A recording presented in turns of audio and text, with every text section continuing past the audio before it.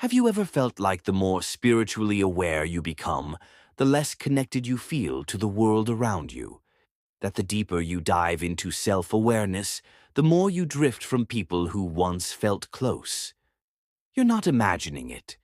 Spiritual awakening can feel like a lonely road, but not because you're broken, because you're waking up in a world that's still asleep. From ancient sages to modern mystics, those who sought deeper truths have often found themselves walking alone, not because they rejected others, but because others couldn't yet understand them. Think about it. When someone starts to see beyond material success, beyond shallow pleasures, beyond surface-level conversations, they stop fitting in. The more you see through illusion, the less comfortable you feel pretending everything is okay. But why does this happen? Why does growing spiritually often lead to emotional isolation? The answer lies in what spiritual growth really means.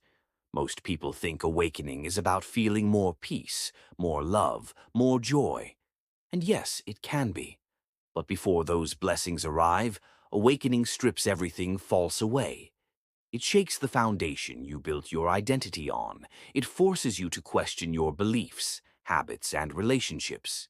And that process, it's not comfortable, it's painful. You begin noticing things others don't. The way people wear masks in public. The way conversations revolve around gossip, competition, or validation. You begin to crave depth while the world sells distraction. This isn't arrogance, it's awareness.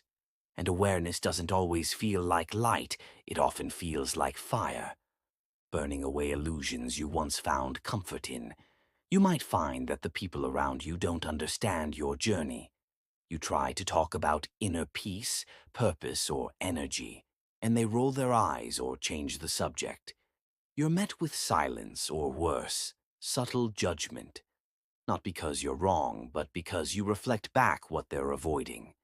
There's a psychological truth at play here. When someone starts evolving spiritually, it can trigger discomfort in others, not because of what you say, but because of what you represent. You become a mirror.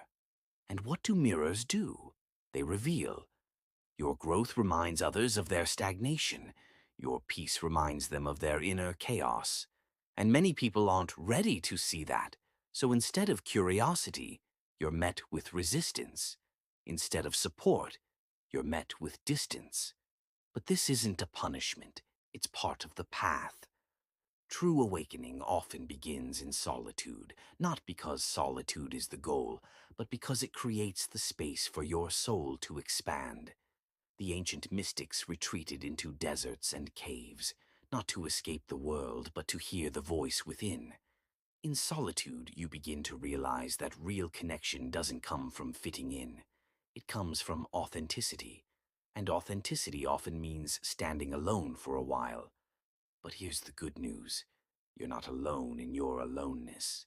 Thousands, millions of souls across the planet are waking up, quietly, gently, painfully. They're letting go of old beliefs. They're questioning systems. They're craving meaning over money, presence over performance, truth over trend.